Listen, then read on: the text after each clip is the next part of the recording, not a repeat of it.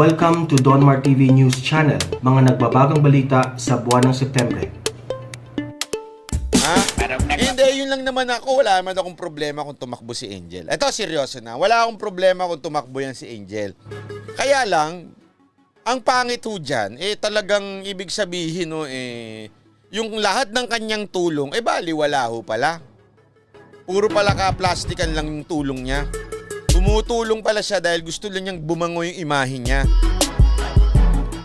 At akin din naman, kung yan tatakbo at iboboto ninyo, di sana binoto nyo na lang si Colmenares. Ganun lang kasimple yun.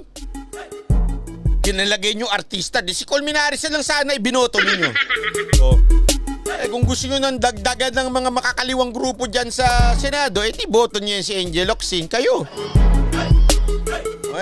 Sabi ko naman sa inyo, ever since, yun ba yung iba't talagang bilib na bilib pa noong una, sabi nila, to si Angel Locsin talagang matulungin, talagang lahat, dar na, ganyan. Pero ako pala una nagsabi sa inyo, sabi ko, iba na aamoy ko dyan. Amoy artista. Ingat po tayo sa mga artista, tandaan nyo lamang ito, ang artista, profesyon yan. Profesyon nila ang umarte. Ano ibig sabihin ng umarte? Sa sobrang arte niyan, kaya kanyang paiyakin. Kaya kanyang patawanin. Kahit iba yung nararamdaman nila, kaya nilang ilabas. Ano ibig sabihin? May mga, di ba may mga nakikita tayo, pinapatulpo pa nga. Ano pinapatulpo? Ang bait-bait sa telebisyon. Pero grabe pala sa mga katulong nila. O, di ba? May mga ganyan tayong nakikitang artista, pinatutulpo pa nga yan Bakit ganun? Bakit gayon ang nangyayari? Ibig sabihin lamang po nun, meron talagang mga masasabi nating artista na mukhang mabait. Pero sa katunayan, sa kaloob-looban, medyo delicates. Wala akong sinasabing si Angel Locsin yan, ulitin ko. Wala akong sinasabing masama ugali ni Angel Locsin. Wala akong sinasabing ganyan. Ang akin lang, be careful. Ibig ko sabihin, yung mga artista na yan, magaling mameke yan. Profesyon nila yan Profesyon nila magpaiyak, profesyon nila magpaawa, profesyon nila yan. Ang akin lang naman tingnan ninyo background. Hindi dahil sikat. Pambihira ang dami na nating binotong sikat nasikat chupoy tayo Diba bakit naman natin binoto yung mga dati Drilon, Recto, mga binoboto natin yan si Pukaantas, si Ontiveros. Diba boto-boto natin yan, nakala mo talagang makapilipino, makaganyan, ano nangyari? Tandaan nyo dalawa lang ang talagang masasabi natin sa mundo ng Pilipinas. Dalawa lang ang talagang pagkakaingatan natin, politiko at artista. Magkaiisang lahi yan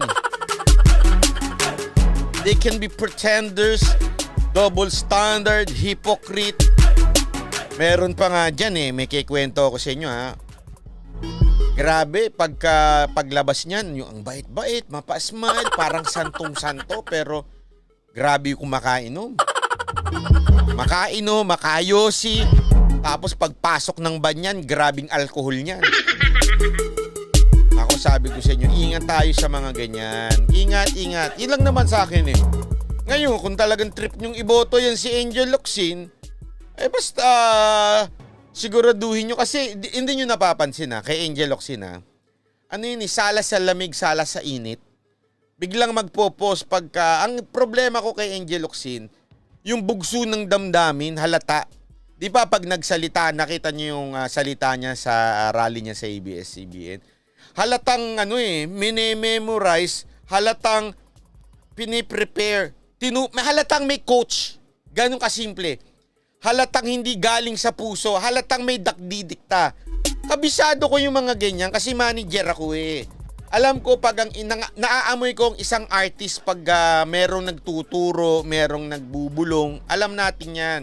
Sa akin ito yung aking opinion lang. Feeling ko si Angel haltang may nagtuturo at saka yung emotion niya, yung pagka trip niya bigla siya magsasalita tapos biglang babawi. Halimbawa, 'di ba yung binanata niya Nung nandun siya, nagsalita siya. Binanatan niya, ano yung pakandi-kandila? Yung mga ganyan-ganyan doon sa ABS. Yung ano mangyayari kung sa social media lang kayo magsasalita. O nung may pumalag sa kanya, biglang kabig. Hindi kayang panindigan, bakit to? May nagturo. Ganun kasi yun eh. Pag ikaw, walang nagturo, galing sa puso mo, pinag-isipan mo talagang ito yung prinsipyong bibitawan mo sa tao. Pag may sumalag, paninindigan mo yun. Bakit? Kasi galing sa puso mo yun eh. Galing yun sa kaloob-looban mo. Mali ka man, galing sa puso mo. Pero yung tinuruan lang, medyo, ano sasabihin ko, ganito sasabihin mo, ganito sasabihin mo. Tapos biglang binitawan, konting salag, konting bash lang dun sa statement niya, babawi ang kinabukasan. Ganyan mga artista. Alam ko kasi tandaan nyo, I've been in showbiz for 20 years in my life. I know how they talk sa labas. Hindi naman ako, wala, baka sabihin nyo, hindi naman sikat yung Mocha Girls mo. Oo, pero lagi kami nun sa TV, nun si Mocha nun, nung time na laging si Mocha na sa TV, di ba nagre-regular yan sa GMA tsaka sa hindi Kapamilya. Naban na kami dyan eh. Saan dito sa TV5. Pag off stage, iba na ho ang mga artista. Yung akala mong mabait. Akala mong masungit, yun ang mabait. Pero yung mga mababait, naku, sabi ko sa inyo, merong talagang may sungay. Pero hindi mo siya mahahalata. Meron nga kay Mocha, ito. Ito, pwede bang magkwento? Chika lang, di ko naman pakalanan eh. Ito, ang gandang babae nito. As in, crush ko to dati. Crush ko to eh. Clue, taga GMA. Pero hindi ko nasasabihin ko sino. Ang ganda ng mukha nito, grabe. Ang mukha nito, talagang kahit walang makeup, wow. Parang ang bait-bait, parang di makakabasag ng pinggan. As in, parang sobrang bait talaga tingnan. Wala ka masasabi. Okay? Pero one time, dahil ito si Mocha, ito kasi si Mocha, luko rin nun eh. Biglang ipinarter doon sa jowa niya, nag-guess si Mocha, syempre, alam mo naman, nag-guess si Mocha, tapos yung mga director, producer, tiniti siya, Mocha, ganito ha, pag biglang dumating yung host na lalaki, medyo kunwari magpapasexy ka, lalandiin mo. Oy, wag kayo nagbabanggit ng pangalan, kinawa kayo sabi ko yung Mocha, medyo syempre, as part of yun eh, syempre game show yun, kailangan mo ng tease, pagandahin.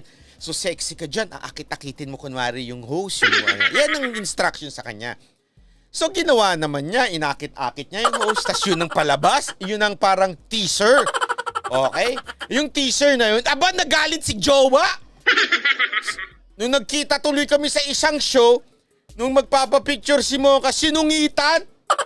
Sabi ko, ang tanga-tanga nitong jowa na to. Parang hindi niya alam na, siyempre yun ang alam nyo, si Mocha noon, yung sasabihin ko na sa inyo ito noon si Mocha naman kasi noon, yung pagsepapasexy sa niya, lang yun, acting lang yun. Hindi naman siya talaga, conservative na tao yan. Hindi ako nagbibiro, conservative na tao yan. Kaya lang she just have to, to portray that image. Kasi remember, si Mocha noon, kwento ko lang. Okay lang ba magkwento? Gusto nyo, wag na, seryoso na lang tayo. Gusto nyo ata seryoso sige, kwento ko na. Basta, eto na, kwento ko. Ang dami ko kasing alam dyan sa punyetan showbiz na yan, nakakainis eh.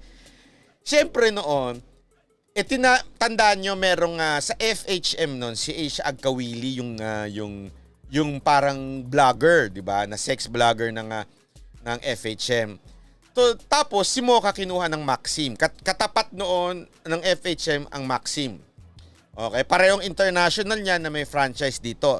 Actually, ang distributor nga ng Maxim dito is ang ABS-CBN publication. Kaya kilala ni Mocha yung isa sa mga kapatid ni Lopez. At si Mocha ang ginawang vlogger. Pero ang difference, ang magkaiba lang, si Asia Agkawili through writings. Sulat. Tapos meron siya sa FHM. Si Mocha hindi. Yung kanyang vlog, more on pictures and video translated into the magazine. Okay? So somehow, she has to leave that kind of image. Kaya siya merong Mocha Uson vlog noon pa lang. So yung mga hinahalikan niyang mga babae, ganyan-ganyan. Lahat yan is ano lang naman, part of the show business. You know? So, tapos, di ba, nung first time niya mag-cover si Mocha ng Maxim, yung kasama niya si Hershey, kung naaalala niyo yun. Ha? Ay, nako, malupit yan. Sabi ko sa inyo, diyaang sa circulation na yan, nag-cover si Mocha, diyaan lang first time, sinabi sa amin ng Maxim, first time na tinalo ng Maxim, yung month na yon yung FHM. Kasi si Mocha tsaka kasama niya si Hershey nakahawak. Ganon. Naalala niyo yun? Hindi din. Okay? So, ganun kalupit yun. Yung Maxim na yon. Tapos, from there, syempre, in-image na sa kanya. So, lumalabas na sa mga na sexy, ganyan-ganyan. Tapos, one time nga, nag-guest siya sa isang game show at pinartner siya dito. So, nung pinartner siya dito, galit na galit yung kanyang jowa. At yung jowa naman niya, sinungitan siya. Ay, grabe yo, ang jowa niya, ang sungit, ang lupit. Sabi ko, na-turn off ako, promise. Kasi crush ko yung jowa niya. Ay, yung babae pala, jowa niya. Eh, di si lalaki yun. Crush ko yung babae, ang ganda-ganda. As in, yung mukha niya, kahit nga ngayon may edad na siya, maganda pa rin siya eh. Di katulad ng may mga edad na iba. Na I mean, yung artista, ito maganda pa rin talaga ito. Hot mama pa rin ito eh. O, di ba? Sobrang ganda nitong artista na ito. Sabi ko nga malupit. Kaya lang, yung mabait niyang mukha, hindi pala mabait. Sabi ko sa inyo, hindi mabait. Meron pang isa, nako, taga GMA din. Ngayon, nagiging issue sa kanya dahil sa katawan niya eh. Masungit din yan. Hindi ko na sasabihin sa inyo kung sino. At meron din ako sasabihin sa inyo na ay nako. Anong nawala ako? Nandito ako, sinasabi nyo nawawala ako. Change topic, irrelevant na yan. Hindi yan irrelevant.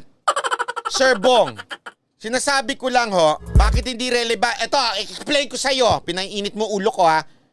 Ang sinasabi ko, okay? Bakit ko sinasabi ito? Ito mga artista kasi na ito, tandaan nyo, may ibang mukha yan. Yang nakikita nyo sa telebisyon ay hindi totoo yan. Okay? Yung mga mababait dyan, sa totoo lang, hindi lahat mababait. Meron naman mababait din talaga. Yung mga friendly kuno, yung sa mga vlog, friendly kuno, hindi friendly kuno yan. Hindi totoong friendly yan. So ano ang sa akin sinasabi ko? Ang sinasabi ko lang, simple lang naman. Tayo bilang mamamayan ng Pilipinas, parang awa na natin. Tama na yung pagboto ng artista. Huwag nating laruin ang gobyerno natin. Nagagalit tayo minsan dahil hindi tayo napapagsilbi. Ano ang ginagawa ng mga lintik na senador na yan? Yung mga lintik na congressman na yan. Bakit paano? Boto kayo ng boto dun sa mga artista lang kasi sikat. O kaya yung sikat lang ang apelido, pinaniniwalaan natin. Tapos pag kampanya, ang bait, ibibigay ko sa inyo ang lahat. Pinaniniwalaan kagad kasi natin. Wag ho tayong ganyan. Tingnan natin yung talagang history ng tao. Saan ba yan? Sino ba yan? Ano ba lahi niyan? Sino ba ano ba ang prinsipyo niyan? Yun yung dapat ang anuhin natin. Hindi yung sabi ko nga sa inyo kaya may connection to! Ini-high blood mo ako May connection to. Tingnan mo, asa na yung mga artista na binoto natin? Sino lang dyan ang well-performing? Hirap sa inyo Inaaway nyo ako Joke lang. I love you all.